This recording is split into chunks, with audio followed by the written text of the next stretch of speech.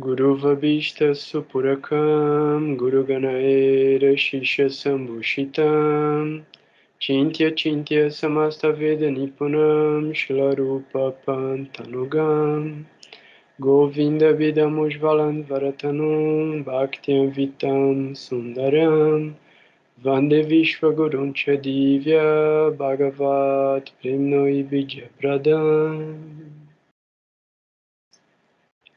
Vancha kalpatarubhyascha kirpa sindhubhya eva cha patitanam pavanebhyo vaishnavebhyo namo namaha. Om Gyanantimirandasya Gyanagyanam Shalakaya Shashurum Militam Yena Tasmai Shri Gurave Namaha.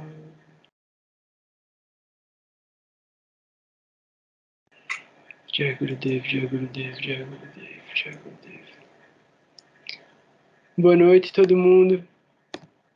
Muito feliz mesmo que a gente está aqui para trocar ideia mais uma vez, e a associação de vocês é realmente muito, muito importante, muito estimulante, e é isso, dá um sentido para continuar estudando, para continuar também tentando trazer uma linguagem que seja acessível da forma como os mestres eles estão transmitindo e a realidade que a gente tá vivendo, né?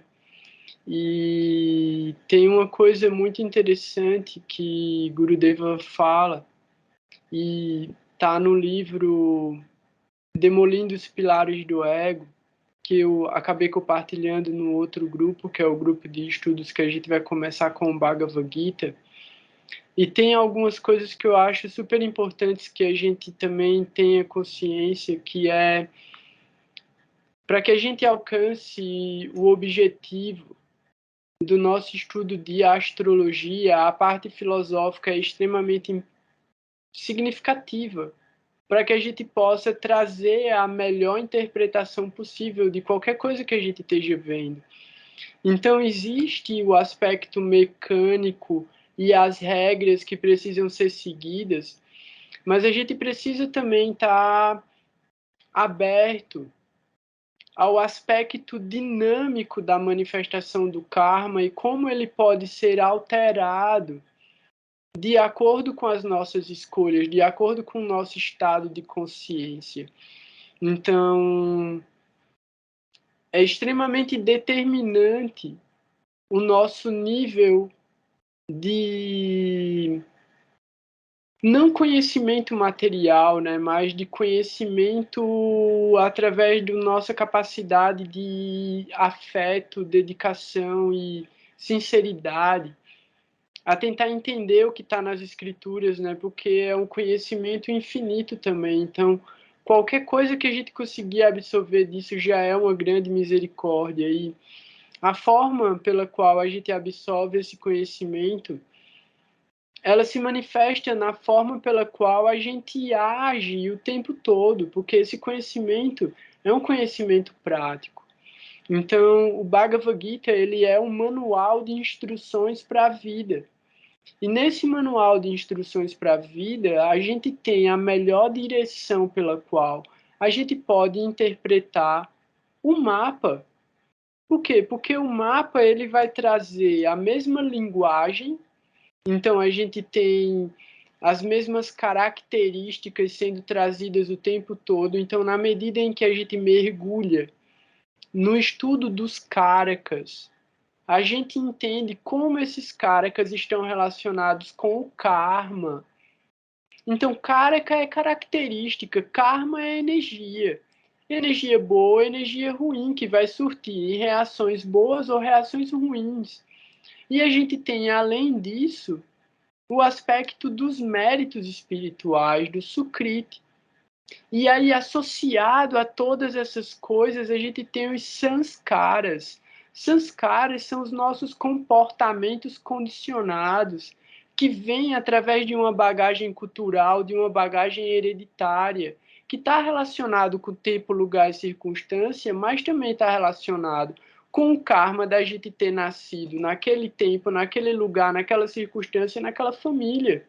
Então, a filosofia e a interpretação da astrologia, elas estão diretamente conectadas, tanto que existem diferentes ramos de interpretação da astrologia, como existem diferentes ramos de interpretação filosófica.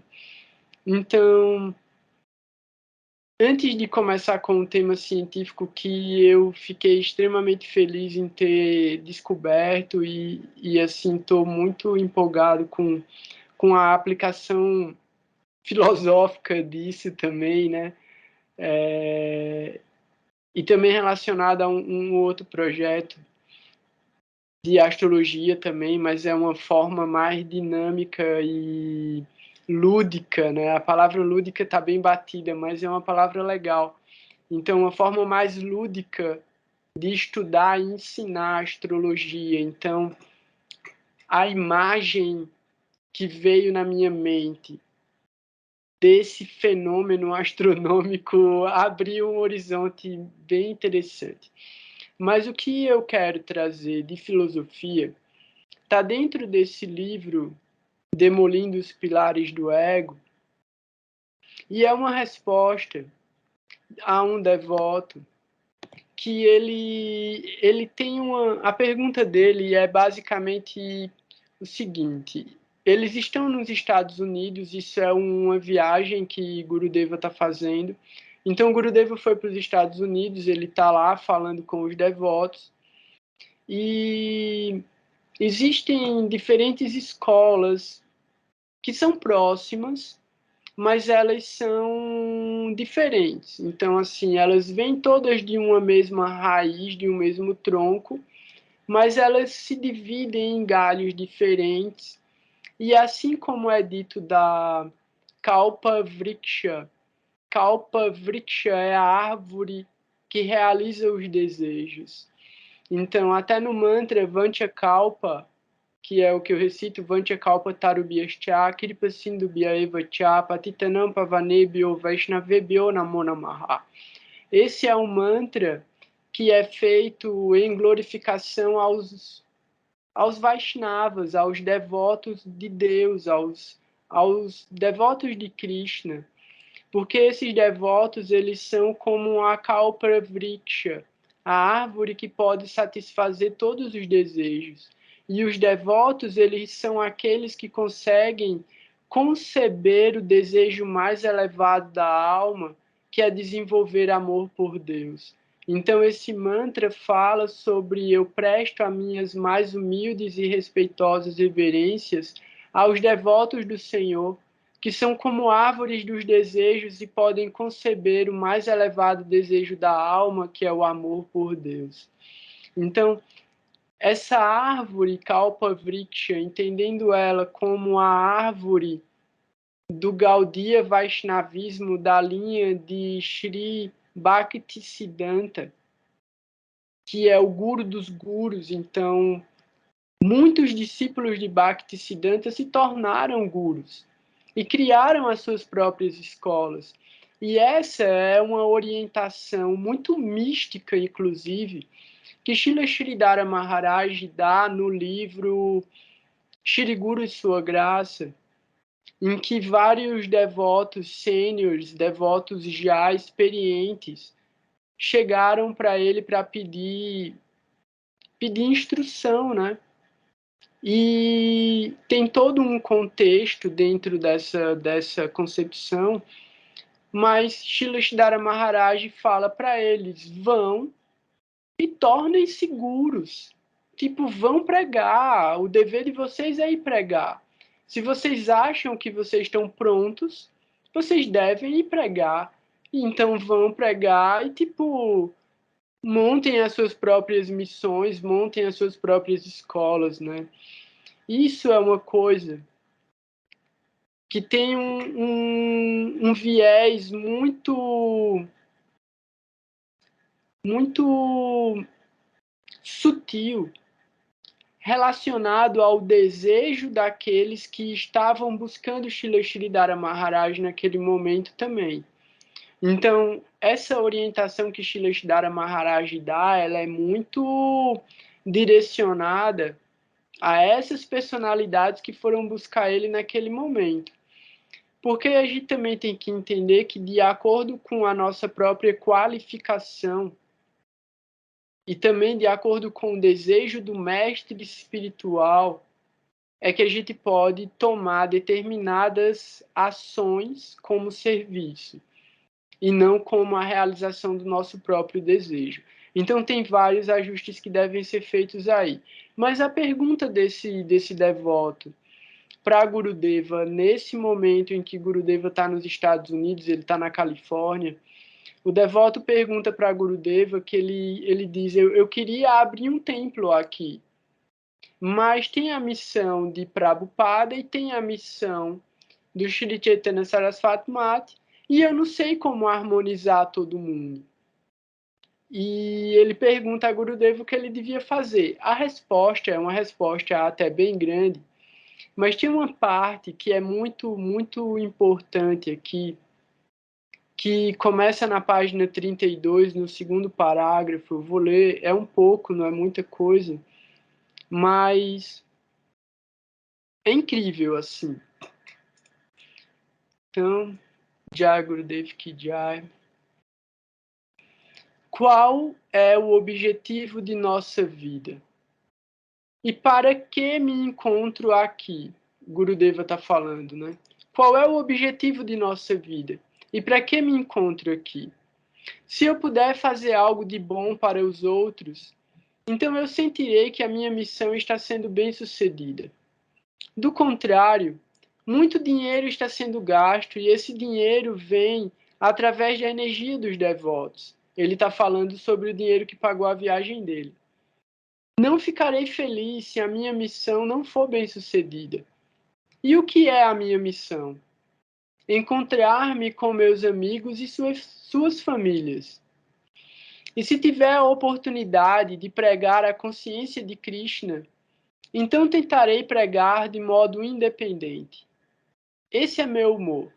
Ficarei muito feliz se por minha associação alguém se sentir inspirado a prosseguir na linha da consciência de Krishna, mesmo que seja um homem, uma pessoa, né? Ainda assim ficarei muito feliz. Sentirei que minha missão foi bem sucedida.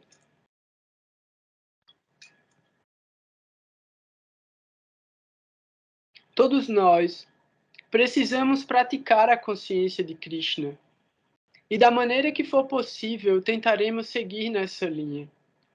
Muitas missões estão seguindo a linha do espírito partidário. Às vezes estão fazendo bem e às vezes estão fazendo muitas coisas erradas. Na realidade, não existe nenhuma linha nesse sentido. Então, não tem nenhuma linha no sentido de fazer o que é realmente correto. Se a gente for pensar, quando todo mundo toma o seu próprio caminho, ninguém está indo no caminho certo, porque não está mais ouvindo a orientação do mestre espiritual. Então, mas qual é o objetivo de nossa vida? Primeiro, precisamos obter um objetivo. E então, sem perturbação ao meio ambiente e aos outros, podemos prosseguir. É necessário vislumbrar o objetivo. E, se for possível, realizar tudo de modo harmonioso. Isso será muito bom. Isso nos trará mais inspiração, o que nos concederá mais apego e atração uns pelos outros. Isso seria muito bom, mas na realidade é muito difícil de fazer. Eu posso controlar o meu ego, e talvez possa controlar os egos de alguns de meus amigos, mas não posso controlar os egos de todos. E, desde que o ego é nosso pior inimigo, é questionável o quanto de harmonia é possível. Outro ponto a considerar é que Krishna não deseja dar Prema Bhakti. Olha só, Krishna não deseja dar Prema Bhakti. Krishna não quer dar devoção para ninguém. Olha só, Outro ponto a considerar é que Krishna não deseja dar Prema Bhakti a qualquer um. Krishna quer dar mukti, liberação, indiscriminadamente, mas não bhakti, devoção. Então, quando a gente olha para a casa 12 do mapa e a gente vê moksha, moksha está relacionado com mukti, está relacionado com liberação, mas não está relacionado com bhakti. Bhakti vai estar relacionado com a casa 5 e com a casa 9. Mas aí isso é outra coisa. Ó, só porque é que ele não quer distribuir Bhakti. Mesmo quando seu devoto está distribuindo livremente as sementes de Bhakti, Krishna às vezes tenta evitar isso porque ele fica controlado por quem se torna seu devoto. Então, quando fala aqui distribuindo livremente as sementes de Bhakti, isso se chama Bhakti Lata Bija. E o mestre espiritual, ele planta uma semente no coração do discípulo através do ouvido, quando ele dá o mantra para o discípulo. Então é isso, é a semente de Bhakti, que está sendo distribuída pelos devotos. Mas quando o devoto começa a praticar de verdade, quando ele se rende ao processo, Krishna se torna, ele fica controlado, ele se torna praticamente ele não é que ele se torna servo, né? É que a relação do devoto é de deixar de servir a Dharani para Radharani servir Krishna. Então, o serviço ele é transmitido através de Shrimati Radharani e vem através do Guru. Só que Krishna vai dar tudo que o devoto precisa para fazer o serviço e agradar o Guru e agradar a Dharani. Então, Krishna se torna aquele que mantém e que dá a providência para que não falte nada para o devoto. Mas aí tem todo um processo que eu vou ler aqui, mas é mais ou menos nessa sequência. Então, aqui de novo. Mesmo quando seu devoto está distribuindo livremente as sementes de Bhakti, Krishna às vezes tenta evitar isso porque ele fica controlado por quem se torna seu devoto.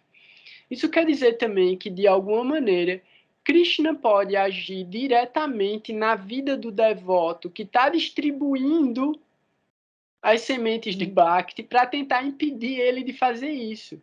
E aí é quando a pessoa que está fazendo esse serviço de pregação começa a viver diferentes tipos de dificuldades que tiram ele do caminho da pregação. E isso também acontece. Então, aí Gurudeva fala, então, em geral, a mente do buscador pode sofrer uma reação tal que ele pode deixar a consciência de Krishna. Mas nós temos que continuar praticando a consciência de Krishna, mesmo que Krishna não a queira dar. Porque Krishna nada pode fazer se um devoto quiser dá-la. Se o devoto quiser dar, que aí é o que o Guru faz, se o Guru quiser dar a consciência de Krishna, ele vai dar, Krishna não vai impedir. Mas é isso, esse devoto ele pode passar por diferentes dificuldades na vida dele. Contudo, quando o devoto não se encontra mais presente, Krishna pode tentar escondê-la. Krishna não é tolo. Às vezes, Krishna pode tentar evitar distribuir livremente a consciência dele. Essa é a natureza das transações espirituais. Eu posso continuar lendo? Tipo, é que eu queria chegar numa parte super importante aqui. Tá tudo bem? Eu vou ler só mais um pouquinho aqui, e aí eu já vou entrar no assunto, que é muito legal isso aqui. Aí ele fala um verso em sânscrito, e aí na sequência Gurudeva continua. É por essa razão que em toda sociedade... Oi? Ah, foi claro, isso aqui voltou. É por essa razão que em toda sociedade advém alguns distúrbios. Quando um devoto quer deixar quer sair da consciência de Krishna, Krishna sente que ele não tem o direito de impedir isso. Os devotos distribuem fortuitamente a consciência de Krishna, mas depois disso deve-se praticar. Então, depois que você recebe, você tem que praticar. O devoto que lhe deu a semente não virá praticar a consciência de Krishna em seu lugar. Assim, na vida do praticante pode haver algum defeito, e Krishna o pode estar evitando. Há defeitos vindo, e os praticantes estão saindo dos trilhos. Então, a pessoa falhou no exame e é desclassificado.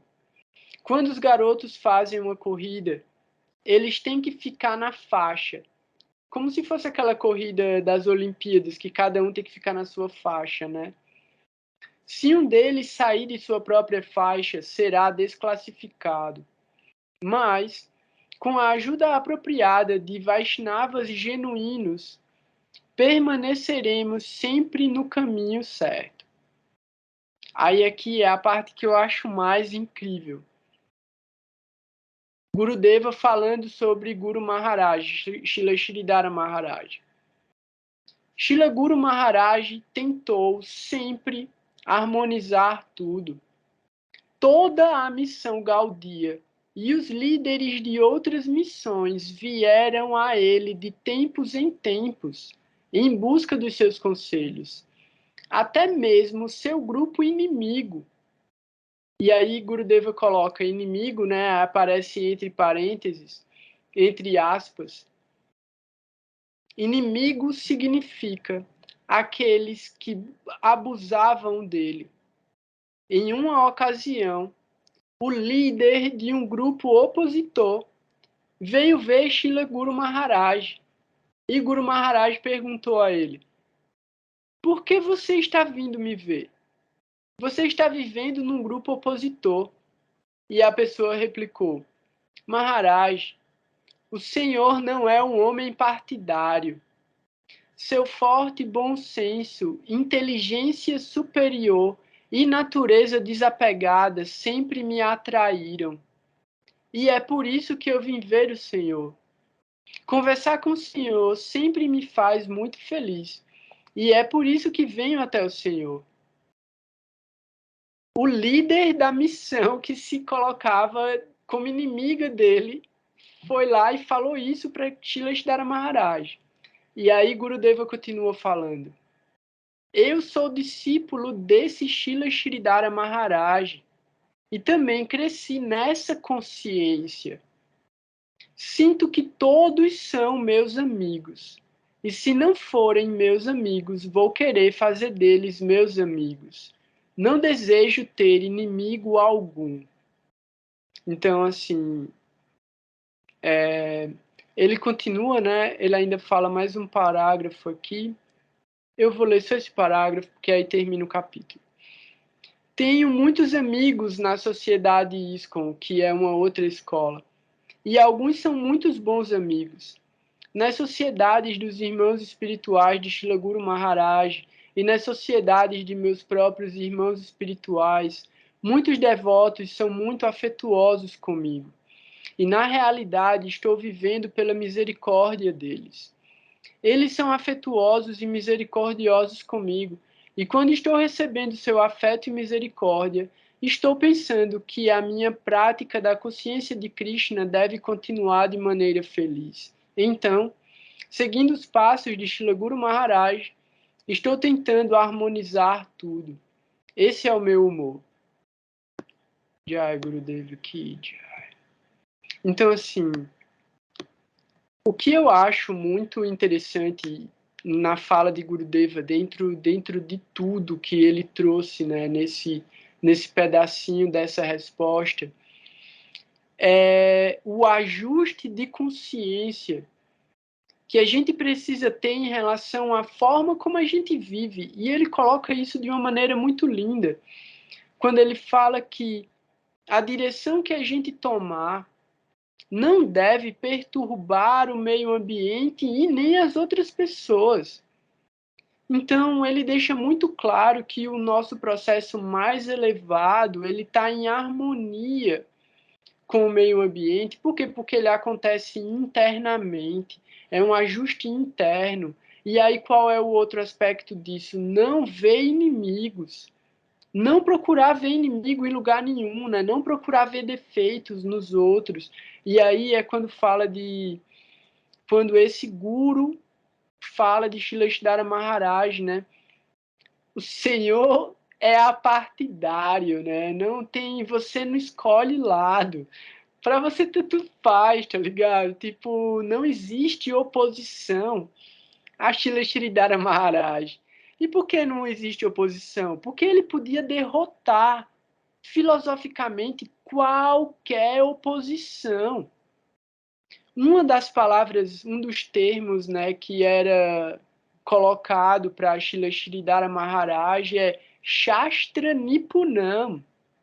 Shastra Nipunam não é simplesmente que ele era versado nas escrituras, é que ele tinha a capacidade de fazer o ajuste temporal da interpretação daquela escritura. Ele trazia o Siddhanta de uma coisa que podia estar perdida. Então, assim, ele não tinha o conhecimento simplesmente, ele sabe o Mahabharata inteiro de cabeça. Isso nem é interessante saber, é bizarro. Mas, tipo, não é isso. Ele sabia muito mais do que isso. Então, assim, a forma como a gente deve se aprofundar, né, que é o que Gurudeva fala o tempo todo também, se aprofundar dentro da concepção da consciência de Krishna. Consciência de Krishna não é uma religião. Consciência de Krishna não é um clube, não é uma sociedade, não é uma cultura. É até mais interessante do que isso. Por quê? Porque a consciência de Krishna não pertence à cultura védica nem à cultura indiana. Ela é completamente revolucionária a todas essas culturas. Mahaprabhu é o inaugurador de um processo, do processo mais elevado de desobediência civil que qualquer pessoa pode imaginar. Então, assim, em 1500, né, no século XVI, ele plantou essa semente da liberdade da alma condicionada. Então, assim, o método pelo qual as almas podem se libertar do cativeiro material. É isso que Mahaprabhu veio para oferecer. E não é simplesmente para um plano de nível celestial ou um plano espiritual dos planetas Vaikunta. É para a plataforma mais elevada. Então, a maior misericórdia vem para os mais caídos. Isso também é uma concepção revolucionária, né? O mais misericordioso não seria o mais misericordioso se ele não oferecesse essa misericórdia para os mais caídos. Porque só os mais caídos precisam de misericórdia. Então, quando a gente traz isso para a ideia de como a gente precisa entender a interpretação do mapa, né? Tipo, quando a gente olha para o mapa, existem várias circunstâncias dentro do mapa e assim, o panorama geral das escrituras que falam sobre a interpretação, né, o conhecimento fenomenológico desses posicionamentos é extremamente pesado. E beleza, eu não vou discordar, por quê? Porque a gente carrega karma infinito. Mas se a gente só olhar para o problema, a gente não vai encontrar a solução. Então a gente tem que olhar para o mapa da gente e para o mapa de qualquer pessoa num estado de misericórdia. Como o guru faz, né? Ele procura a qualidade no devoto, ele tira aquela qualidade, ele coloca aquela qualidade em evidência e ele diz: trabalhe isso, que você vai se salvar. Então, outra coisa bem interessante também, né? Que eu estava vendo esses dias é uma fala do Avaduta Maharaj, e ele diz, né, eu não sou um guru, ele fala, né? Sendo que ele é um guru. Ele é o líder da missão russa e ele é ele é gigante. Ele é um guru incrível. Mas aí ele fala, eu não sou um guru. Eu falo muito pouco em inglês, porque as pessoas que me ouvem são da Rússia. E aí ele fala, ao invés de querer falar e pregar mais, eu estimulo, eu incentivo e eu promovo que os devotos façam isso pelo mundo inteiro. Aí ele fala, eu sou um produtor, eu não sou um guru. Eu estou aqui para estimular que esse conhecimento se espalhe. Sendo que ele prega muito e ele tem projetos incríveis, incríveis, incríveis. E aí a ideia é exatamente essa, como a gente pode promover a consciência, o despertar dessa consciência, o estado de consciência, porque despertar a consciência é muito relativo, né?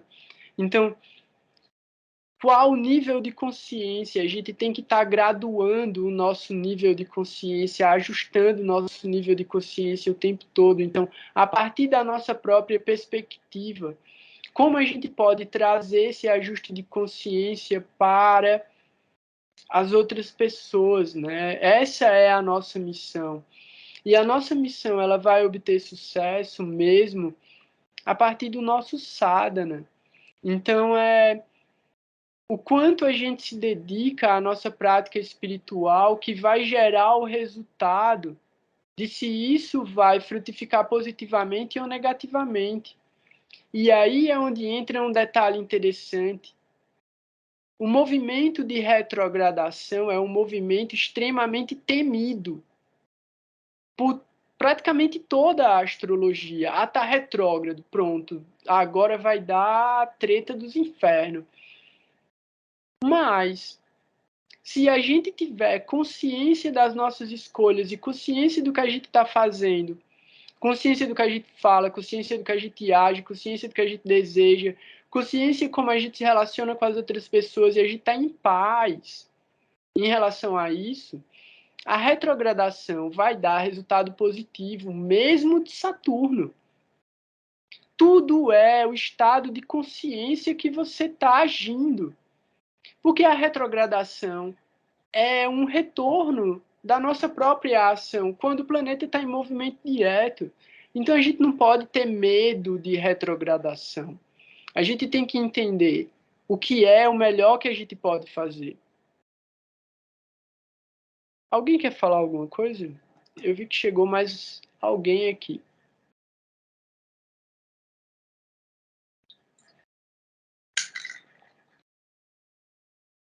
Maria Ferreira, fala aí. Agora, eu queria saber assim, quando a gente vai comer, a gente tem que oferecer para Krishna, né? Como que é esse oferecer? Porque eu ouvi uma história, eu não lembro da história, eu acho que até você que contou, que Krishna, o sábio, estava fazendo uma refeição e ele estava oferecendo, e Krishna vinha e comia. Toda vez ele vinha e comia, e estava todo mundo com fome já. E aí eu fico pensando, meu Deus, como deve ser esse mantra antes da refeição? Deve ser muito gigante, porque estava todo mundo com fome já e não conseguia comer. Como que é essa oferta para Krishna? Então, tem uma escritura que se chama Archanakana. Archanakana. E é um livro de regras e regulações de como você deve fazer oferendas. Mas isso é se for num templo. Se você for o sacerdote, cuidar das deidades, e se você tiver realmente o humor, porque isso é um humor. Humor é uma palavra. Eu demorei muito tempo para entender o que é humor. Humor não é coisa engraçada. Tipo, a gente, sei lá, eu sempre achei que humor era coisa engraçada. Mas humor, para a gente entender, né, quando a gente vê isso nas escrituras e quando vê algum guru falando, o humor dele era tal, o humor dele era tal.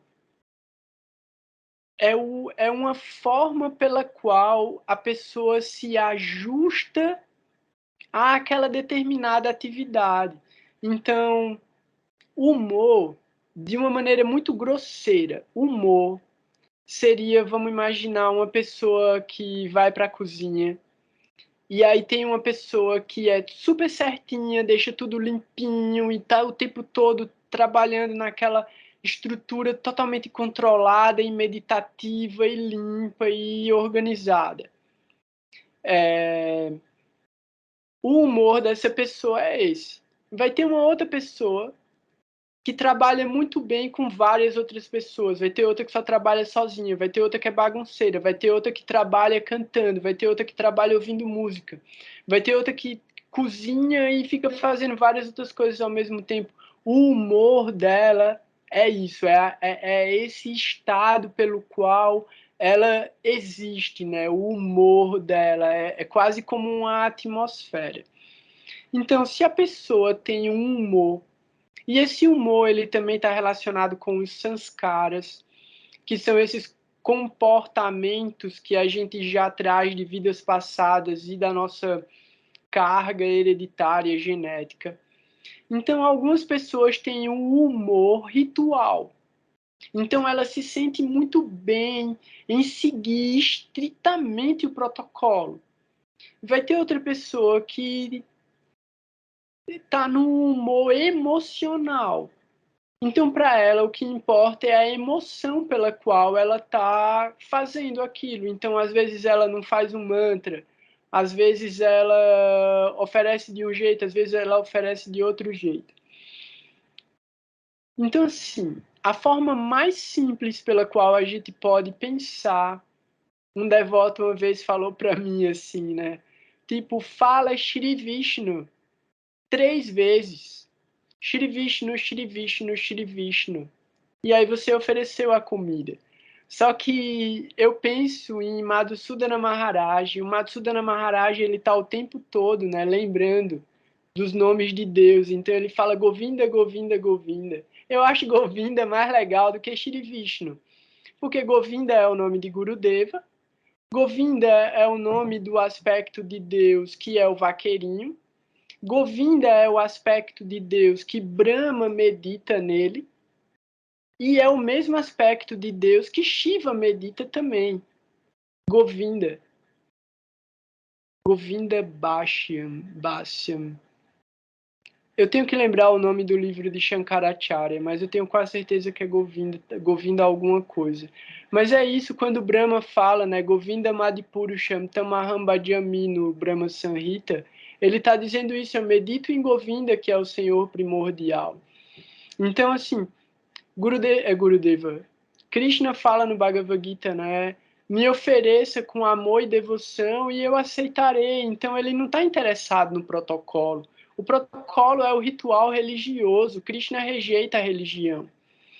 Tem uma passagem, e eu vou resumir essa passagem também, que é o seguinte. Krishna vai visitar um amiguinho dele. Como é o nome do amigo dele? Se alguém lembrar o nome do amigo dele, pode falar. Ele vai visitar o amigo dele e o amigo dele não está em casa. E a mãe tá. E na hora que a mãe vê Krishna, ela fica maluca. E Krishna é um pivetinho. Krishna deve estar com uns 3, 4 anos, assim. E aí ela agarra Krishna e ela faz, eu tenho que dar alguma coisa para ele comer, né? Ela fica muito feliz, ela fica em êxtase, ela vê Krishna. Krishna foi na casa dela, ela vê, eu tenho que servir Krishna de algum jeito, eu tenho que agradar a Krishna. E aí ela agarra Krishna, bota ele no braço, aí ela vira de lado assim, e ela vê um cacho de banana. Aí ela pega a banana, descasca a banana, joga a banana fora e dá a casca para Krishna comer. E aí ela fica fazendo isso, jogando a banana fora e dando a casca, e Krishna comendo a casca. E aí, de repente, o amiguinho de Krishna chega, aí olha assim para a mãe e fala, mãe, o que você está fazendo? Tá jogando a banana fora. E aí, quando ela percebe o que ela tá fazendo, ela fica muito perturbada, né? Mas assim, o sentido é, Krishna não tá comendo a casca da banana. Ele tá comendo a devoção. Pô, como é o nome dele? É Uddhava. Será que é Uddhava? Não sei se é. Não, não é Uddhava. é um amiguinho de Krishna.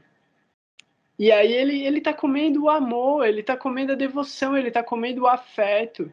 Ele não está vendo, ele não está se importando com aquilo que está sendo oferecido materialmente para ele, né? E a história de um dos Goswamis também é que ele não tinha nada para oferecer para Krishna, nada. Nem arroz ele tinha para oferecer para Krishna. Então ele oferecia mentalmente. Ele escolhia o arroz mentalmente. Ele colocava o arroz para cozinhar mentalmente. Ele tipo sentia o cheiro do arroz cozinhando. E aí quando o arroz estava pronto, ele oferecia tudo mentalmente para Krishna e Krishna aceitava. Então não existe protocolo para o afeto, né? Então, se a pessoa quiser, na hora que for comer, né, tipo, o correto é que a gente cozinhasse tudo que a gente vai oferecer para Krishna. Mas nem sempre a gente pode fazer isso. Quando a gente se certifica de que aquela comida não tem carne, não tem ovo, não tem peixe, não tem nada do tipo, aí a gente pode oferecer assim de coração para o guru, né? Tipo, Govinda, Govinda, Govinda, ou canta o mantra do Guru e oferece para o Guru, Shri Vishnu, Shri Vishnu, Shri Vishnu. Tem um mantra também que é a canção de oferecer para Shadam, né, que chama, não chama assim, né, mas é Sarirá Vidyajal. Os devotos tudinho conhecem, Sarirá Vidyajal.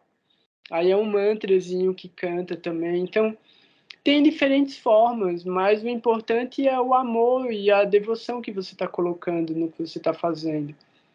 E aí tem todas essas histórias védicas a respeito, né? É isso. Ainda tem mais alguma pergunta?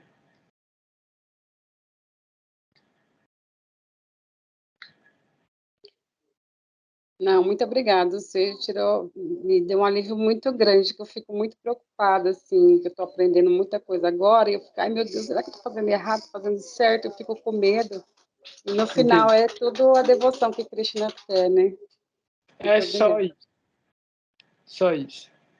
E para lembrar também, na próxima quinta, não amanhã, mas na outra, a gente vai começar com os encontros do Bhagavad Gita, né?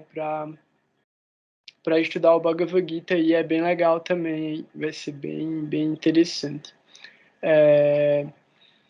Beleza. Aí a parte astronômica que eu queria falar, eu vou tentar também não me prolongar muito, mas está relacionado àqueles outros eventos que eu falei nas últimas semanas, né? Eu vim falando sobre o Sol, aí eu falei sobre a energia gravitacional, falei sobre esses campos eletromagnéticos e campos luminosos, né? O feixe do espectro que é emitido pelos corpos luminosos, né? Pelas estrelas, e como isso está gerando alteração e transmitindo informação o tempo todo. Em algumas outras situações também, eu falei sobre os buracos negros. Em um outro momento, eu falei sobre a concepção do Nassim Haramein, que é o torus, e a forma do torus como esse capacitor energético que gera esse campo Akash, onde a matéria se manifesta. E aí a galera descobriu esse lugar, essa região atômica através do acelerador de partículas. Beleza. Existem vários tipos de teorias, né? Resultados de equações e de observações e de muita matemática. E aí o campo da astrofísica matemática e abstrato, ele é infinito. E assim, para a gente é incompreensível o nível de abstração matemática que eles calculam lá. Assim, é bizarro. E todas essas ideias, elas tentam criar ou chegar num lugar comum, que seria a teoria unificada, que fala sobre o comportamento do universo. Só que eles já entenderam que o universo ele atua em diferentes campos, diferentes dimensões, e que uma teoria unificada é impossível porque ela não pode abranger todos os campos da manifestação. A manifestação material no nível atômico molecular, ele segue um determinado tipo de regras.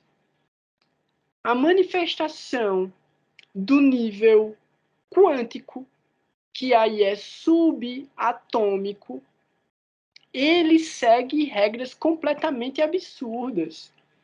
Então não dá para tentar juntar essas duas realidades, que são reais e coexistem, mas não se homogeneizam. Beleza. Isso é uma coisa muito legal de ficar pensando a respeito. O que acontece é o seguinte: dentro da parte macro, da parte atômica e astrofísica, uma das dúvidas é entender o comportamento dos buracos negros. E outro dia eu falei sobre os buracos negros errantes, que eles não estão no centro de nenhuma galáxia, eles estão viajando. Isso é muito maluco, porque isso comprova uma das teorias que fala sobre os buracos de minhoca. E os buracos de minhoca é maluco por quê? Porque é um lugar no espaço-tempo que se conecta a um outro lugar do espaço-tempo que ninguém sabe qual é a distância entre um e outro. Então, assim, são entrelaçamentos do espaço-tempo. Porque uma coisa que é interessante da gente entender é que o tempo humano é relativo em relação ao tempo astronômico. Porque tempo é derivado de espaço. O tempo só existe a partir do momento em que o espaço se manifesta através do Big Bang. Então, a contagem do tempo acontece a partir da explosão, e aí, quando essas partículas começam a se expandir, começa a gerar o tempo a partir dessa expansão. Essa é a teoria. Essa é a teoria. E é por causa disso que a teoria geral da relatividade de Einstein fala que é impossível se mover mais rápido do que a velocidade da luz. Porque se você se mover mais rápido do que a velocidade da luz, você está voltando no tempo. Você quebra a barreira do tempo. Só que os caras já descobriram que é possível viajar mais rápido do que a velocidade da luz, mas não tem como. Tipo, é possível, mas a galera ainda não sabe como fazer isso. Beleza. Tudo muito legal, tudo muito Star Trek, tudo muito legal mesmo, assim. Aí, voltando para os buracos negros, quando surgiu a primeira teoria do buraco negro, disseram que era impossível. Não pode ter um buraco negro. Por que não pode ter um buraco negro? Porque para que exista a harmonia dentro do universo, a energia tem que ser constante. Se você tem perda de energia, você desestabiliza a entropia do universo e ele iria colapsar. Aí esse cara fica maluco com essas coisas. Ah, o universo vai colapsar. É muito legal. Aí o que é que acontece? Os caras descobrem um buraco negro. E os caras descobrem que é real e que o buraco negro ele puxa até a luz. Ele drena até a luz. E assim, uma outra coisa que eu falei também esses dias é que, através das novas ferramentas e dos novos instrumentos, os cientistas descobriram que existem túneis de energia eletromagnética e radiativa que conectam todas as estrelas. Foi quando eu falei sobre quando eles criaram o gráfico desses túneis ficou parecendo um cérebro em funcionamento, os neurônios, tipo, é muito maluco. E aí, tem os buracos de minhoca, que também seriam representações desses túneis, e os buracos negros, que são esses vórtices que drenam e atraem até a luz, né? Tem uma força gravitacional gigantesca. Paralelamente a isso, a ciência também já descobriu que tudo que é matéria flutua no oceano de matéria escura. E que a matéria escura somada à energia escura dá mais de 95% de tudo que existe dentro do universo. É muito mais, mas beleza. Em janeiro desse ano, os cientistas, né, os pesquisadores, conseguiram comprovar cientificamente um buraco negro que, ao invés de estar puxando, drenando matéria e luz, ele está ejetando matéria, ejetando luz, e até está meio construído de uma forma estranha o título da matéria, porque fala que o buraco negro está cuspindo estrela, e ele não está cuspindo estrela, mas as estrelas vão se formar a partir do que ele está colocando para fora. Esse buraco negro é a justificativa da existência dos outros buracos negros para poder gerar a entropia. Então, enquanto alguns buracos negros estão tirando desse universo, outros estão injetando dentro desse universo, indo para a concepção do Richard Dawkins. Ele fala que tudo o que existe dentro do universo é informação. E eu estava explicando a respeito do Sol, que o Sol transmite através de todas as ondas é informação. Essa informação ela vem no formato de luz visível, luz invisível nos formatos de radiação. Isso vem na forma de temperatura, e essa temperatura é causada também pela... Tem um lance, a divergência e convergência, quando entra na atmosfera, e aí vai gerar diferentes resultados térmicos e luminosos. Então, as cores que a gente enxerga e todas essas paradas, tudo isso é informação. Beleza. Quando o buraco negro está tirando energia desse universo, ele está tirando informação, ele está arrastando pacotes gigantescos de informação para dentro dele, destruindo e centrifugando galáxias e eliminando aquilo e jogando dentro de uma outra dimensão, dentro de um outro universo. A mesma coisa acontece com esse outro buraco negro que está jogando informação para dentro do nosso universo. Essa informação ela vem dentro de um espectro maior do que as ferramentas humanas conseguem captar.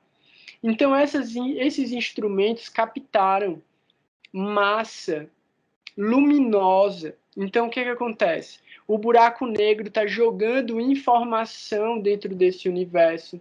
Essa informação que entra se transforma num feixe, num espectro de luz, de energia radiativa, desde micro-ondas até as ondas mais altas. Essa luz e o comprimento de onda magnético, quando entram em contato com a matéria escura e com a energia escura, se transformam em matéria. Essa matéria se transforma em nebulosas.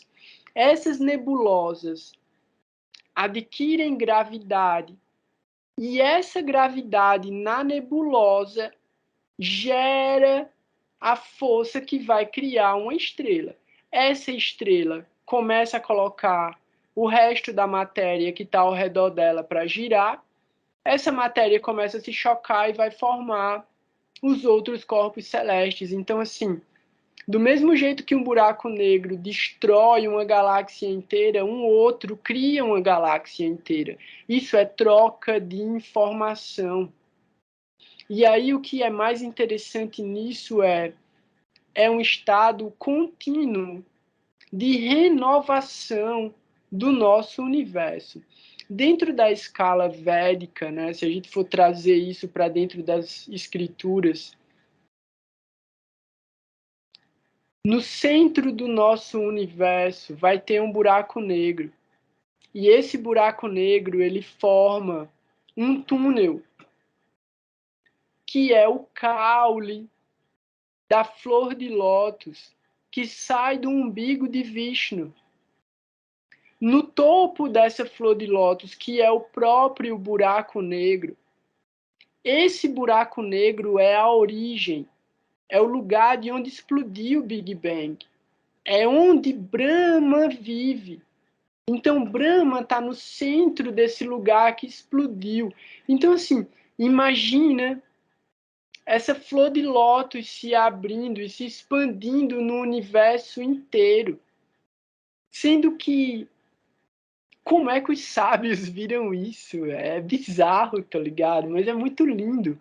Porque eu fico imaginando como uma flor que se abre infinitamente. Então, ela tem infinitos níveis dentro dela que vão abrindo, infinitas pétalas que vão se abrindo, e ao mesmo tempo essa energia gira e entra dentro dela de novo, e no final tudo isso volta para dentro desse caule e para dentro do corpo de Vishnu quando esse universo ele se destruir, né?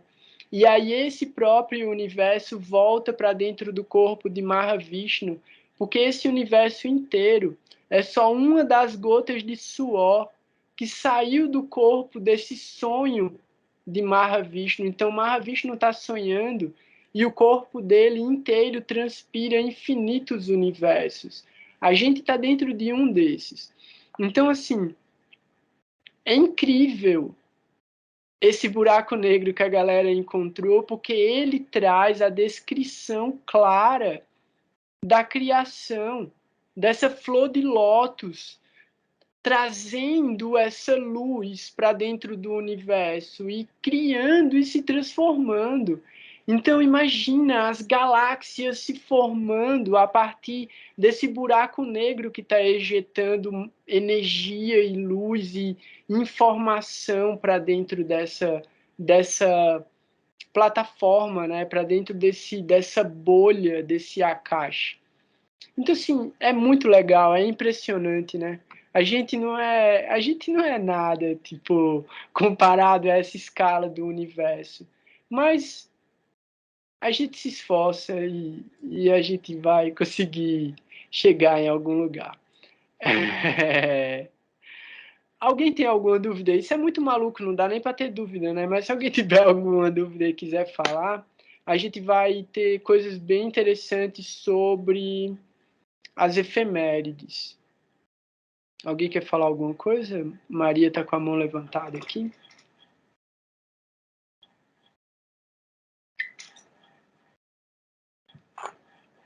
Não? Ninguém? Belezinha. Então. Não, essa mão levantada foi da outra vez. Ah, entendi. Deixa eu ver. Só tu que consegue baixar, mano. Eu não consigo baixar por aqui, não. A gente tem algumas efemérides muito importantes acontecendo agora. Vai ter umas efemérides importantes também para a semana que vem. A gente vai ter do domingo para segunda-feira o eclipse da Lua. E a gente está tendo, mesmo dentro da astrologia védica, divergências sobre esse eclipse. Então, assim, eclipses são polêmicos. E a gente não precisa arrumar briga nem com a astrologia tropical, a gente arruma briga com a astrologia védica mesmo, porque só tem maluco no rolê. Então, assim, Esse eclipse, ele é muito... Começar pelo eclipse, né? É porque tinha coisas bem importantes para falar além do eclipse. Mas vamos começar só sobre a polêmica do eclipse. A gente sempre fala muito sobre eclipse, então eu vou trazer só a parte, já aproveitando, astronômica e matemática desse eclipse. O que é que acontece? Por questões de latitude, longitude, fuso horário, o eclipse aqui no Brasil, ele começa às 10h30 da noite, do dia 15. E ele vai até às 3 e pouco da manhã do dia 16. Mas o ápice, o 100%, a cúspide do eclipse, acontece 1h15 da manhã no horário de São Paulo. Beleza. Então a gente tem 3 informações diferentes aí. A gente tem o eclipse começando 10h30, a gente tem o 100% do eclipse acontecendo 1h15 e a gente tem esse eclipse terminando perto das 3h20 da manhã. Beleza. Por que ele é polêmico?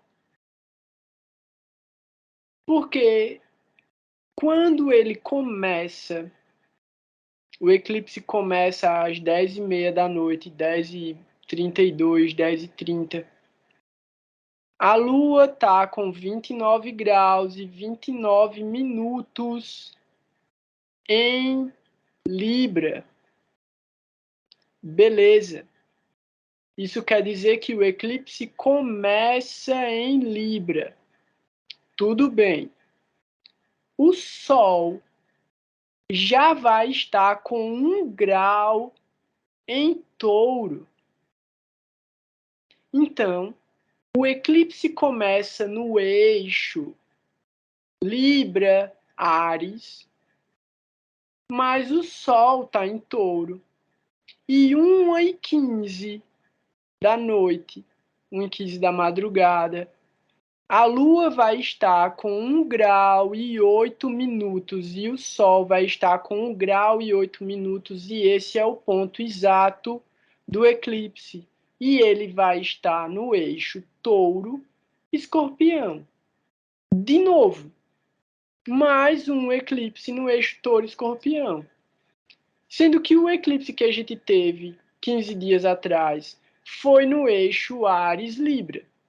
Então a gente tem esse eclipse da Lua agora relacionado ainda com os eclipses que aconteceram no ano passado. Então ainda tem coisa do ano passado manifestando até agora. Volta àquilo que eu falei, a gente tem que ter medo das coisas só se a gente estiver fazendo as coisas com a consciência de que está errado. Por quê? Num dos fóruns, e isso é muito engraçado, né? Num dos fóruns de astrologia védica, aí tava a galera desesperada pedindo o paia. O paia, o paia, o paia. O paia é remédio. O paia é tipo um tipo de penitência para você não sofrer. E aí uma das pessoas fala, né? Cantar o Mahamantra. O Mahamantra é o Mahamantra Hare Krishna, Hare Krishna, Krishna Krishna, Hare Hare, Hare Rama, Rama Rama, Hare Hare. E aí uma outra pessoa fica indignada. Não, pode cantar vários mantras, não é só o Mahamantra. Mas o que vai dar o melhor efeito é o Mahamantra. Então, assim, a gente pode fazer diferentes tipos de atividades favoráveis para o eclipse e para o eclipse dar bom resultado. Uma coisa que eu recomendo de todo o coração é: não peça nada e nem faça nenhum tipo de ritual para pedir nada no eclipse. Não faça. E eu quero deixar isso bem claro, assim. eu não recomendo nenhum tipo de ritual para pedir nada. Para pedir nada, nem para pedir saúde. Não pedir nada. Primeiro mereça e depois deseje. Porque aí você não vai nem precisar desejar, você já vai receber, já é seu mérito. Se você acredita em Karma Kanda, que é os méritos kármicos de você estar executando boas atividades, você não pede nada. Você faz o melhor que você pode. Mas, como o Gurudeva falou, a gente não deseja a liberação, a gente deseja Bhakti. E Bhakti está relacionado com o serviço.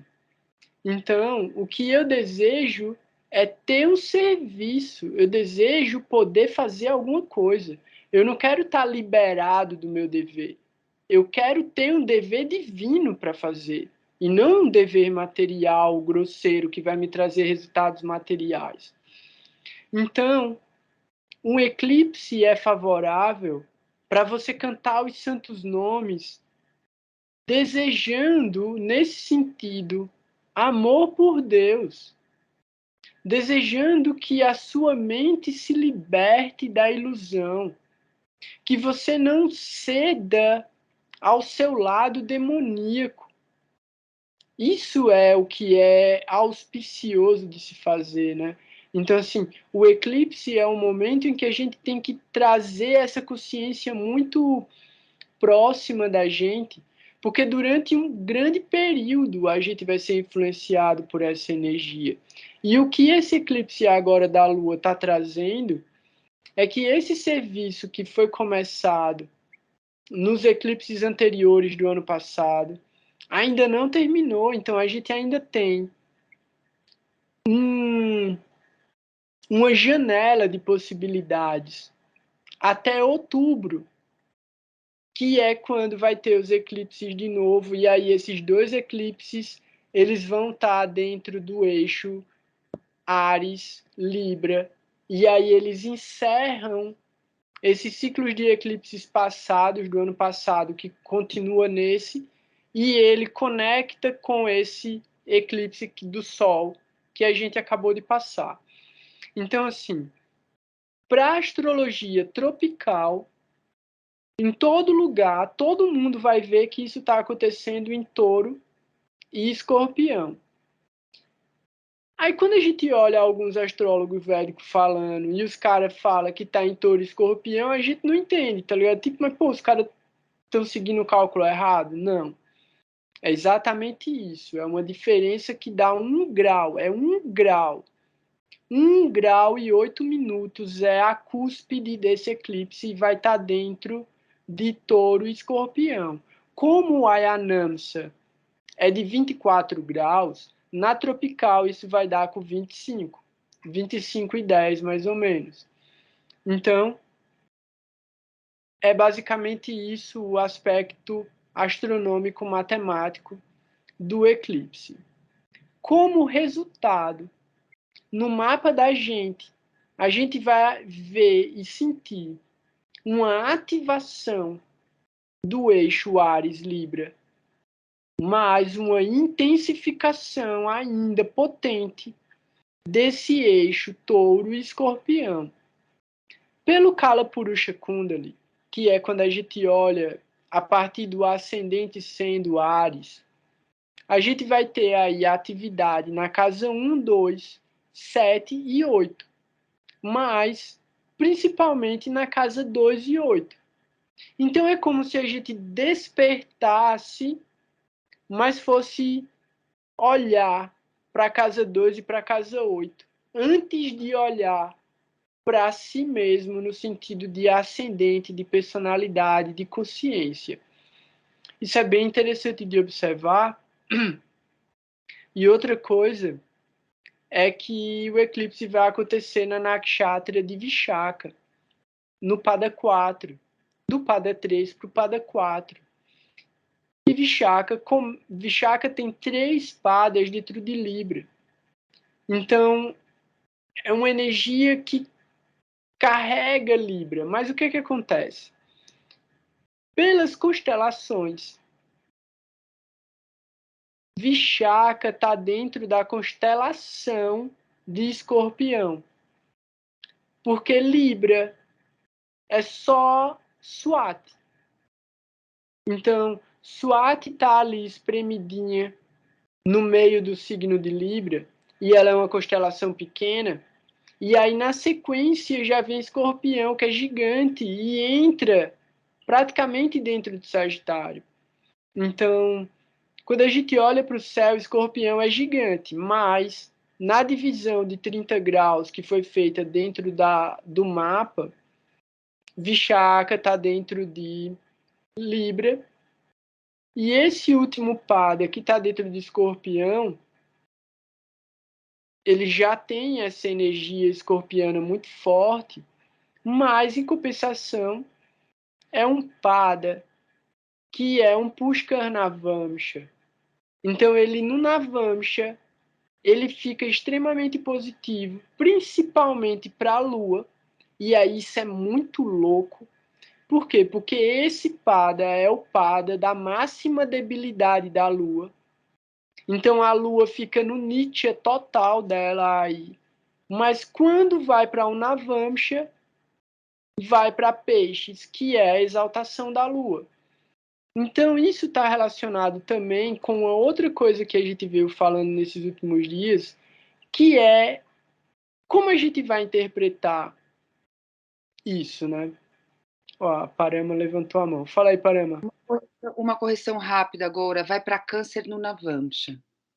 Eu falei o quê? Peixes. Peixes. Por que eu tô confundindo tanto câncer com peixes, velho? Eu já fiz isso umas 5 vezes já hoje. Cara. São as águas. É tudo de água. Foi mal, galera. É isso. Valeu, Parama. E eu nem percebi que eu falei errado, tá ligado? Isso é um perigo, velho. Câncer. Porque é isso. Como é que a Lua ia ficar exaltada em peixes, velho? A Lua vai ficar exaltada em Câncer, no Navamsha. Então, esse pada, que é um Pushka Navamsha, dentro de Escorpião, o primeiro pada de Vishaka, ele manda para Câncer no Navamsha, e é o lugar de exaltação da Lua. E o que acontece?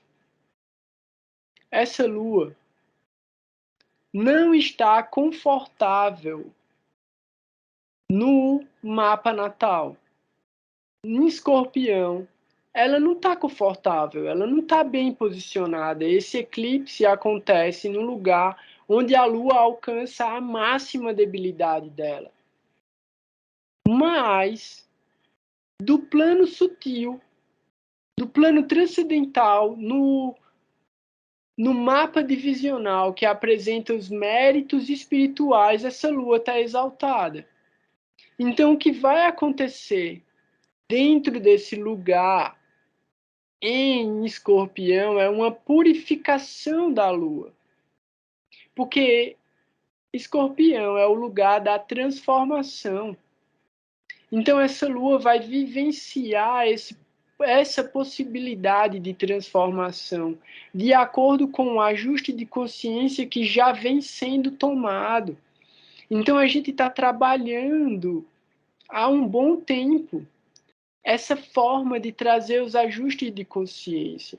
Então, como a gente vai fazer para que esses movimentos, né? Porque não são movimentos nada fáceis e assim não vai ter movimento fácil daqui para frente na vida de ninguém, né?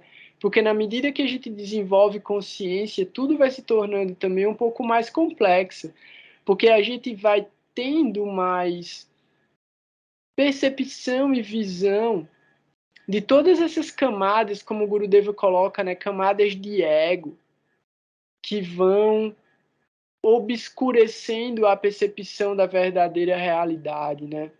E aí a gente fica observando essa situação e observando essas nuances e tentando entender justamente qual é o modo da natureza que está agindo através da gente naquele momento.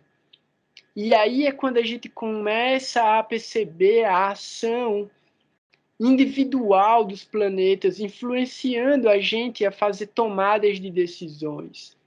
E o estado de consciência é buscar qual é a decisão mais acertada, qual a decisão que vai gerar os melhores resultados para o meu desenvolvimento sem, como o Gurudeva falou, sem incomodar ou perturbar o meio ambiente ou as outras pessoas. Então, assim, em 2 páginas de um livro completamente introdutório, que Gurudeva está conversando com as pessoas, a gente tem a concepção de ajuste da vida mais elevado. Então, assim, eclipse é uma janela. A gente não pode ter medo do eclipse. A gente tem que observar o eclipse como uma possibilidade de transformação. Esse eclipse agora, ele traz essa clareza para a mente, justamente porque ela vai obscurecer completamente a percepção da mente material. Então, se a gente tiver um pouco de prática espiritual, a gente pode se refugiar no nosso sadhana e despertar a nossa mente para a realidade interna.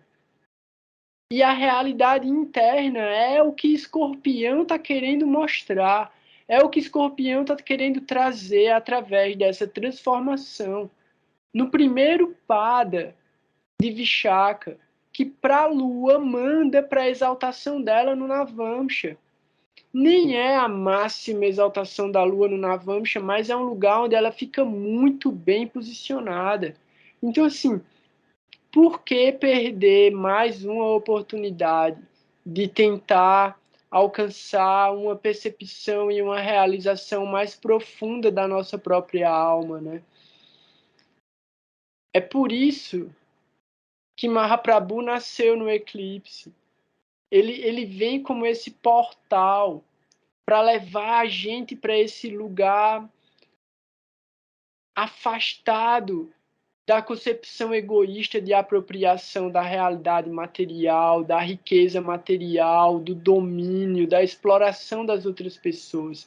Então, é o mais sofisticado nível de percepção da transcendência e ainda continuar atuando no campo material através desse ajuste que faz com que a ação gere sukriti, ao invés de gerar karma. Então, assim, Gurudeva vai falar sobre isso também um pouco mais para frente no Desmolindo os Pilares do Ego, mas foi uma coisa que o Madhusudana Maharaj falou 2 vezes nas últimas aulas também. Tipo, a gente não pode seguir regras e regulações para dar a consciência de Krishna para as pessoas, né?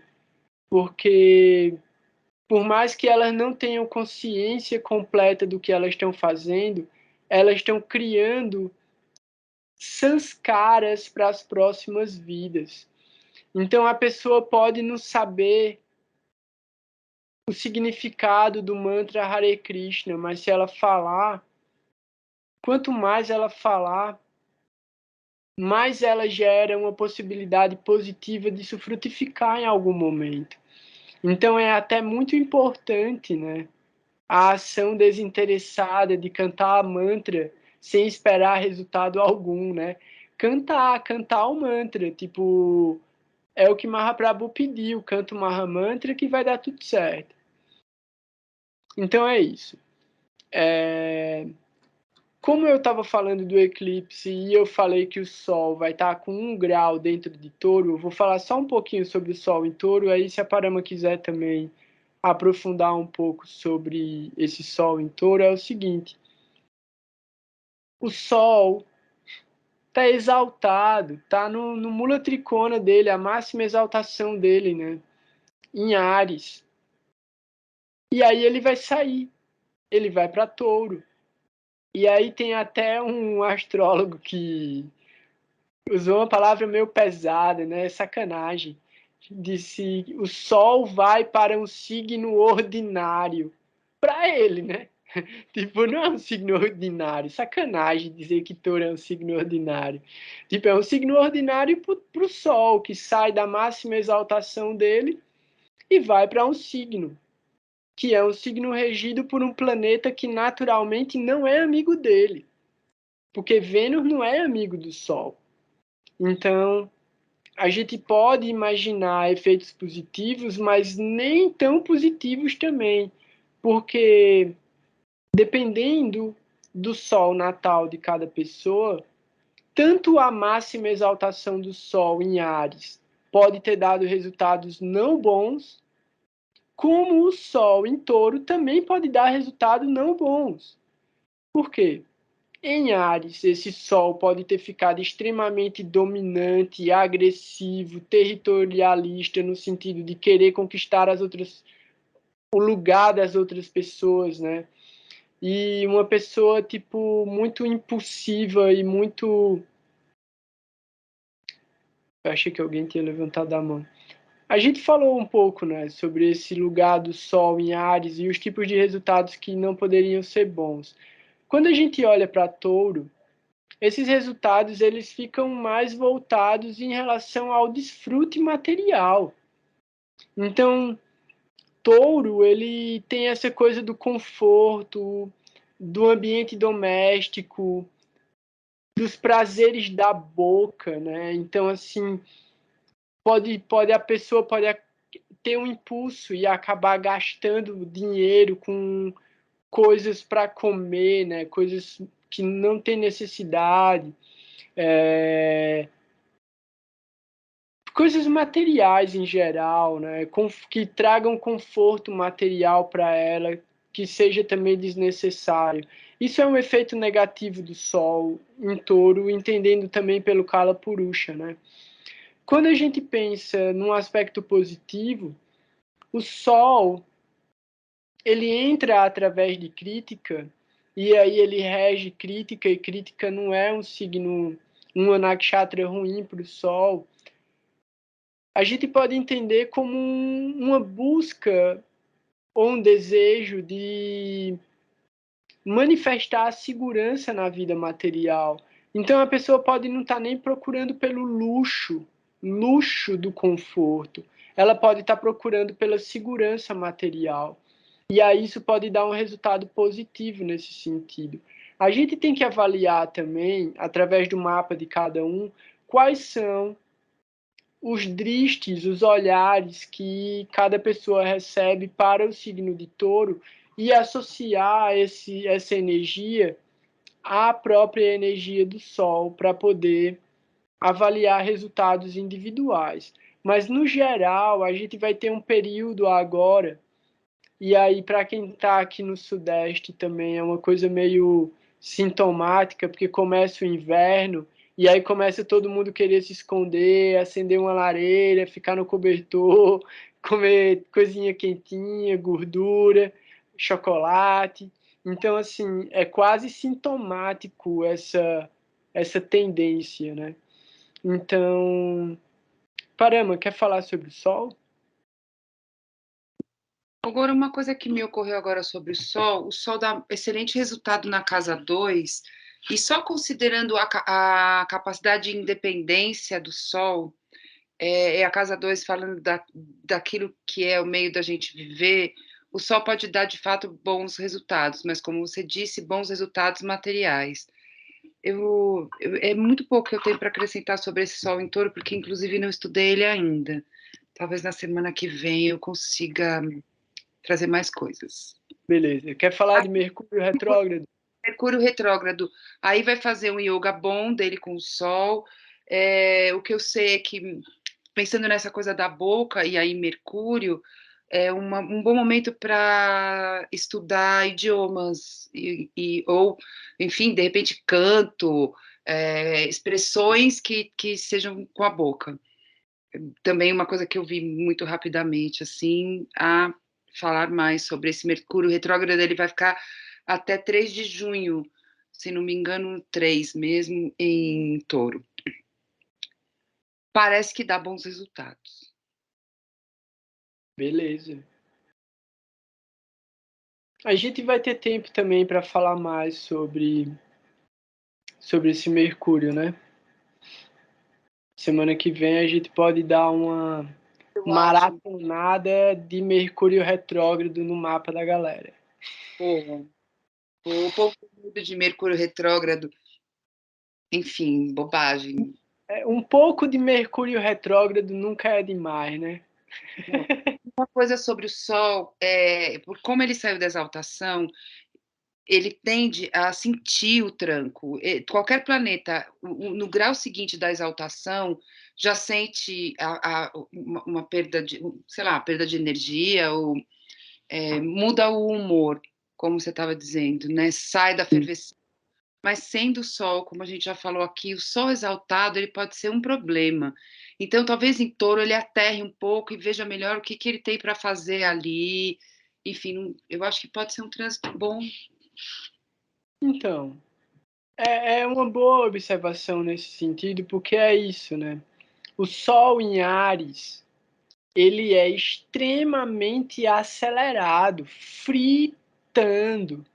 Quando entra em Touro, é a ideia de tipo desacelerar um pouco para manifestar, para poder concretizar alguma coisa. Então, assim, Áries tem muita iniciativa, mas não faz nada. Fica só na fritação. Touro começa a criação real, né? O serviço. Tem uma parada da astrologia cristã muito maluca, velho. Eu não sei por que é que eu sei dessa parada. Que fala sobre Touro, seu servo tolerante de Deus, que vem para começar a obra. Então, é muito maluco, por quê? Porque Deus é o pastor, tá ligado? E aí, tipo, é o touro. O touro é o símbolo da religião dentro da filosofia védica. E a vaca é a própria mãe terra, né? Touro é o touro do Dharma. E a vaca é Bhumi Devi, a deusa da terra. Então, assim, a gente tem o suporte material e a própria riqueza, porque essa Bhumi Devi, essa vaca, ela vem também do oceano quando ele é batido. Então, os caras tiram o elixir da imortalidade, os caras tiram Davantari, que é a forma de Vishnu, que é o próprio senhor da medicina e da cura. Eles tiram o elefante de Indra, que estava lá dentro de novo. Eles tiram um cavalo, que é super importante no rolê, eu não lembro o nome dele. Eles tiram o veneno que o Shiva bebe. O veneno que o Senhor Shiva bebe, e eles tiram também Lakshmi Devi. Lakshmi Devi sai desse oceano desse oceano de leite, né? Então, muita coisa sai desse oceano de leite. E aí é maluco também, né? Eu tava lendo esses dias a relação de Lakshmi Devi com a Hirbudyan, que é a deidade controladora de Uttara Bhadrapada. Por quê? Porque o oceano onde o Tara Bhadrapada está dormindo é o oceano de leite. E essa riqueza, que é Lakshmi Devi, era o tesouro que a Hirbudyan estava guardando no fundo do oceano. Então, assim, é muito maluco, é muito interessante a sequência, né? Que essas histórias elas vão se conectando e assumindo. E uma outra coisa legal também, Saturno, como um dos avatares de Vishnu, é Kurma Dev, que é a tartaruga que está flutuando no oceano e que vai funcionar como batedeira. É Saturno que é essa tartaruga. Então, ainda assim está conectado, né? É muito interessante. Eu nem sei mais porque que eu estava falando isso. Ah, por causa do Sol. E o Sol manifestar e concretizar. E aí eu falei sobre o lance da astrologia cristã. Beleza. Alguém tem alguma dúvida? Alguém quer fazer algum comentário? Na próxima semana a gente guardou a efeméride de Marte também, entrando em Peixes. Porque ele entra no dia 17? 14, eu acho. Não, ele entra no dia 17 e a gente fala no dia 18. O que é que entra no dia 17?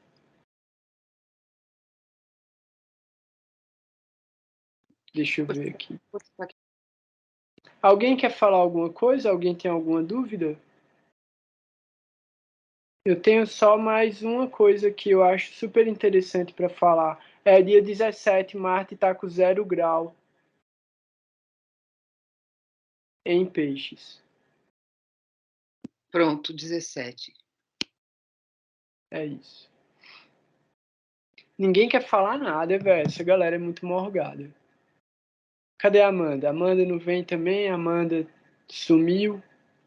A Amanda só faz trabalhar. A diz de Amanda.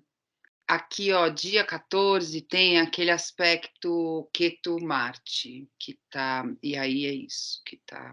Ah, pronto. É que isso, pronto.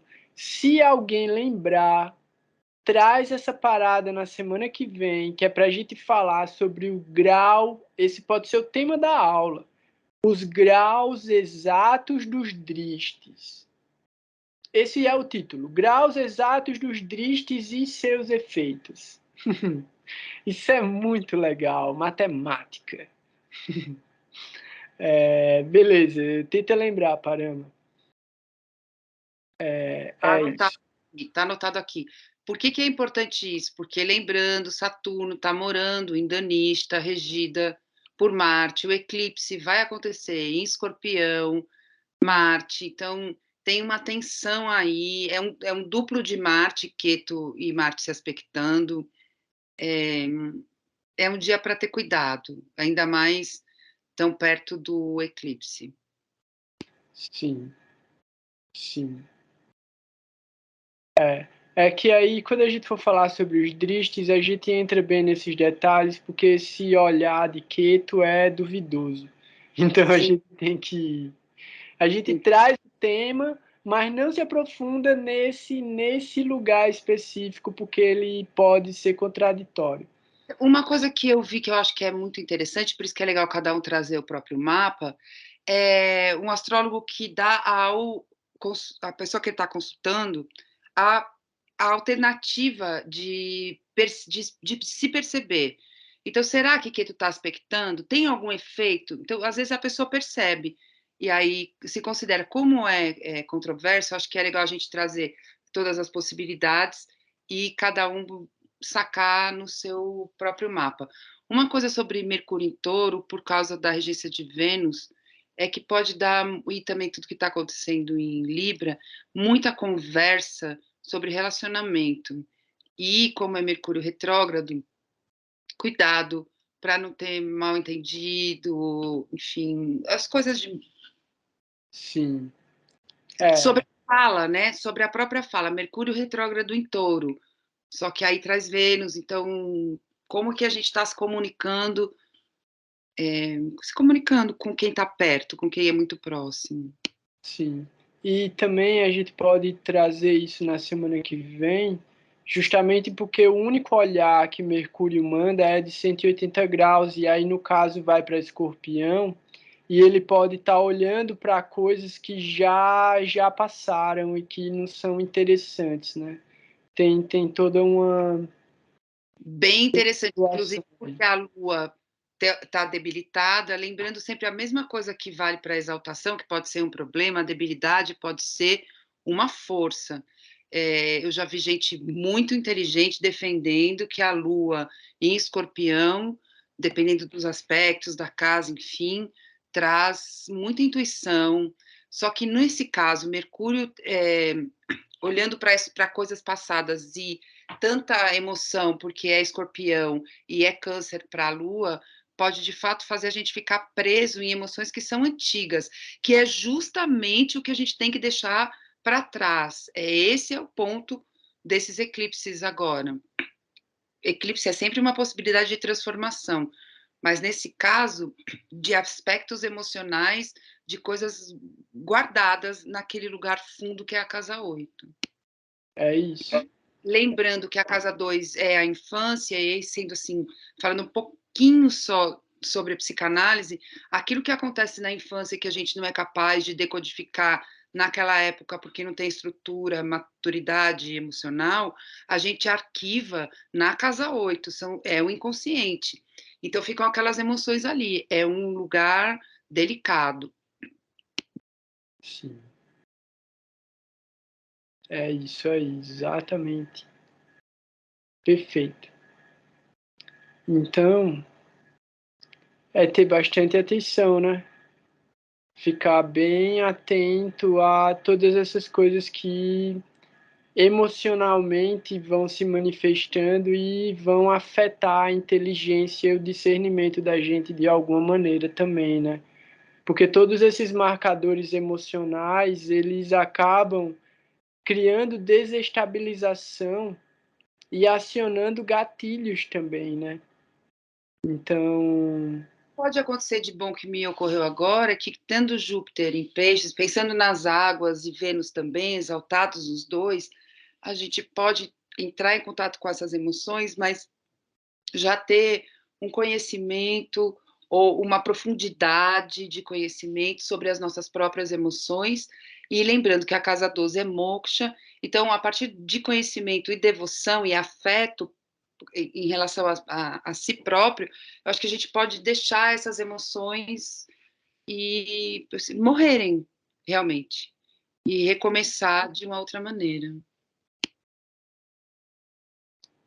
ressignificar, né, essas memórias, porque a gente não vai conseguir esquecer, né, mas a gente consegue ressignificar elas de alguma forma. É porque pensando em escorpião e na transformação, é isso, é ressignificar, é transformar. Sim. Então, eu queria só, antes de colocar o mantra, se ninguém tiver nada a acrescentar, quem quiser falar alguma coisa também pode ligar o microfone já. Já agora. E aí, Prabhu, diga aí. Dandavats pranams, Prabhu. Dana Vats, tudo certinho? Tudo certo, maravilhoso, Beleza, tá massa. esplêndido. Eu acho que é um ótimo momento para as pessoas fazer esse processo de expiação, né, que a gente chama de vigilância de si mesmo, da sua própria mente, dos seus próprios controles dos sentidos, né? Sim, E assim ter isso, esse propósito, esse realmente é só esse propósito, nada mais, né? Nada de pedir uma nova casa, um novo carro, que isso são coisas materiais, né? Não tem, não faz sentido, né? não, é isso. O que a gente realmente precisa, Krishna provê, né? Sim, na hora certa, no momento certo, eu falo de experiências minhas e mudanças que está acontecendo assim da minha parte, na minha vida pessoal, a toda hora, sabe? Sim, Então, como diz Gurudeva, sempre atrás de uma situação desagradável, ruim, você extrai as coisas boas. E às vezes de situações boas, você extrai coisas ruins. Então, é um mundo assim, dual mesmo, né?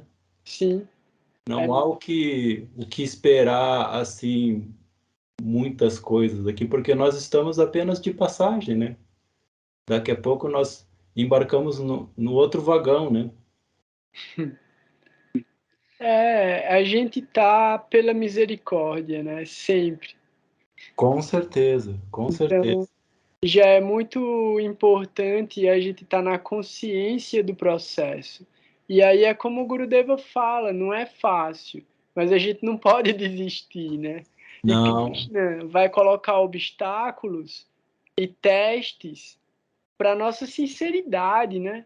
E aí é justamente isso. Ele vai colocar na frente da gente o que você quer, material ou você quer ficar comigo, meu brother? E aí a gente fica nessa balança o tempo todo, né? Claro, claro. Licença, eu queria comentar uma coisa, dando a Vats para a Bu, ouvindo para falar sobre o controle dos sentidos, me ocorreu que quem controla a língua controla todos os sentidos. A gente está falando da casa 2, que é a boca. Então, é o que a gente come e é o que a gente fala. E Mercúrio está lá, o Sol, ele quer fazer o certo, ele quer que a gente acerte, ele é um indicativo da nossa alma. Então, valeu para a boa, acho que é isso, é pensar no controle que a gente pode ter sobre os nossos sentidos, sobre as nossas emoções, considerando todos os aspectos que a gente já mencionou, e sobre a nossa boca. Claro, claro. Já dá até uma musiquinha aí, né? O Sol tá lá, Mercúrio tá lá. O primeiro verso de uma escritura sagrada começa com essa entoação, né, de controle da língua, né? Vacho vegano, manasa hakroda vegano. É isso. Do Padeshamrita. Exatamente. Então, é uma escritura, assim, muito bela, sabe, de Rupa. Sim. Esse verso já balança o cara, já faz o cara querer desistir. Ele já dá um choque, Primeiro assim. verso a gente desiste, mas enfim, a gente não desiste, a gente só se assusta, mas é um verso puro. Esse verso. Só encosta um pouquinho no fio, sabe? Mas aí depois que esse encostar já fica mais plausível, e aí já perde o medo, né? Vai calejando, vai engrossando o couro. Claro, claro, com certeza. E as situações se revelam para todos nós no momento mais certo e oportuno que o próprio tempo, o próprio Kala Purusha assim coloca, né? Nós a teste constantemente, né? Então Sim, isso é revelado a todo momento. sim. É isso. Valeu, Prabhu. Tá Massa. bom? Gente, Dandavats, um bom eclipse para vocês. Bom eclipse. A última notícia que eu tenho para dar, eu vou deixar para desenvolver ela mais para frente também, mas eu já vou falar para antecipar, é que no dia 15, na véspera do eclipse, né, mas o eclipse começa no dia 15, à noite, esse dia 15, do dia 14 para o dia 15, esse Titi de Krishna Chaturdasi, do dia 14 para o dia 15, é o Nrishimha Chaturdasi, que é o dia que é comemorado o aparecimento do Senhor Nishinradeva, que é a forma metade homem e metade leão, daquele mantra que eu coloco no final da gente sempre do encontro. Às vezes eu coloco o Nama Sankirtana, que é aquele Hari Haraye Nama, e às vezes eu coloco um que é Namastê Narashimhaya. Esse Namastê Narashimhaya fala sobre Nishinradev, e é o aparecimento dele no dia 15, 14, 15, mas é no dia 15 aqui no Brasil, comemora, né, durante o dia 15, o Nishinra Chaturdasi, e é a véspera do eclipse. É interessantíssimo observar que Nishinradeva é a manifestação de Vishnu que vem para proteger os devotos. E aí esse dia cai na véspera desse eclipse. Então, assim, é para a gente não perder a fé de que está sendo protegido o tempo inteiro, sem sombra de dúvida. Antes do eclipse, Nishinradeva já aparece para proteger a gente. Então a gente só precisa realmente cantar o Mahamantra e se render a Krishna, que ele está protegendo a gente o tempo todo de qualquer tipo de má influência. Mas por que eu lembrei e é tão significativo o Nishinra Chaturdashi? Gurudeva entrou no Sri Chaitanya Sarasvati Mati no dia do Nishinra Chaturdashi. E uma outra coisa extremamente interessante que eu descobri hoje é que o sucessor Acharya do Mati indiano, o Niriha Maharaj, ele nasceu no Nishinra Chaturdashi. Então é o dia do aparecimento desse Acharya, que é um garoto, tipo discípulo de Acharya Maharaj, e que foi colocado como sucessor, e assim, tem uma missão gigantesca pela frente, tipo, incrível, incrível o nível de singularidade, assim, desses aspectos divinos que se manifestam, né? Então, nesse dia é um dia muito legal para quem quiser também acender uma vela, fazer um fogo, ler o passatempo de Nishinradeva também. Eu vou escrever o nome no grupo, vou ver se eu acho algum link que conte a história.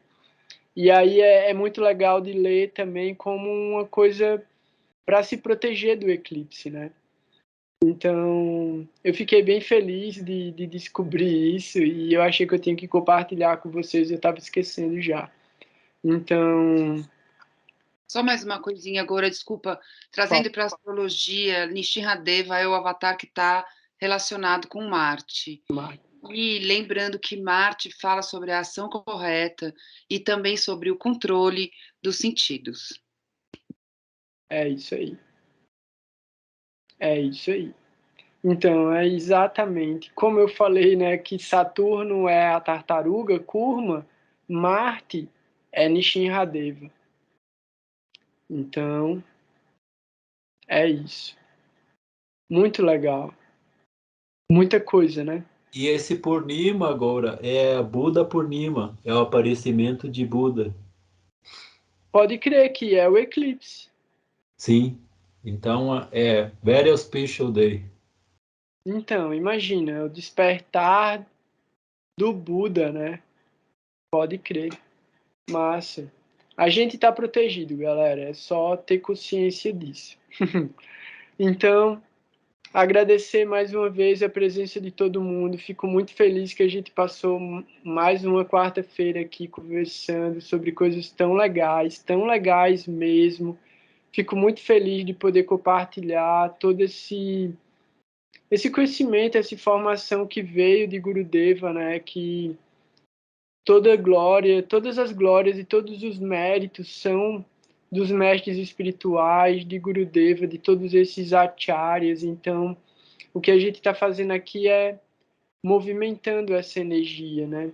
Então, eu quero agradecer todo mundo, mais uma vez, assim mesmo, que a gente se encontre em breve, e eu vou colocar o mantra de Nishinradeva para tocar, para a gente meditar nessa oração, e eu espero que vocês fiquem bem, que mantenham o seu sadhana, mantenham o estudo e façam o melhor que vocês puderem. Um grande abraço e até mais. Namaste Narasimhaya. Namaste Narasimhaya. Namaste Narasimhaya.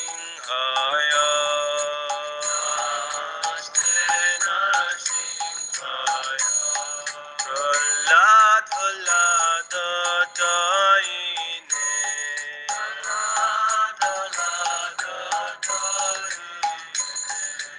Prahlad Daine.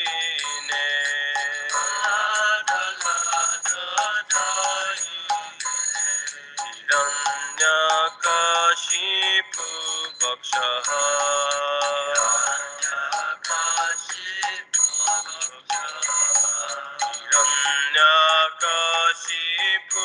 Vakshaha.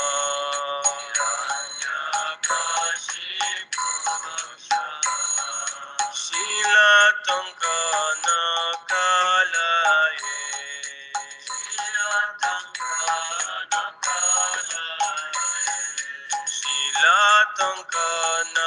Kalaye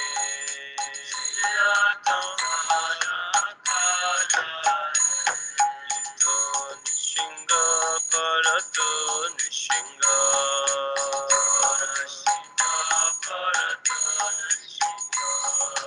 Jato Jato Jami Tato Nishinga Jato Jato Jami Tato Nishinga Bahir Nishinga Hidaye Nishinga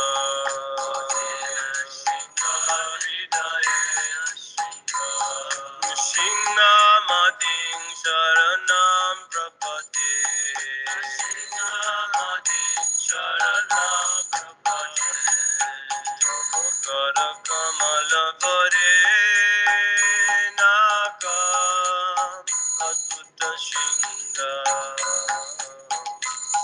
Talisa Hiranyakashipu Tanubringa Keshavadita Narahari Rupa Jaya Jagadisha Hare Jai Jagadisha Hare Jai Jagadisha Hare Akara Kamala Hare Naka Anuja Shinga Lalita Hiranyakashipu Tanubringa Keshavadita Narahari Rupa Jaya Jagadisha Hare Jaya Jagadisha Hare Jaya Jagadisha Hare Keshavadita Narahari Rupa Jaya Jagadisha Hare Jai Jagadisha Hare Jai Jagadisha Hare Keshavadita Narahari Rupa Jai Jagadisha Hare Jai Jagadisha Hare Jai Jagadisha Hare Jaya Nrsimhadev Nrsimhadev Nrsimhadev Jaya Nrsimhadev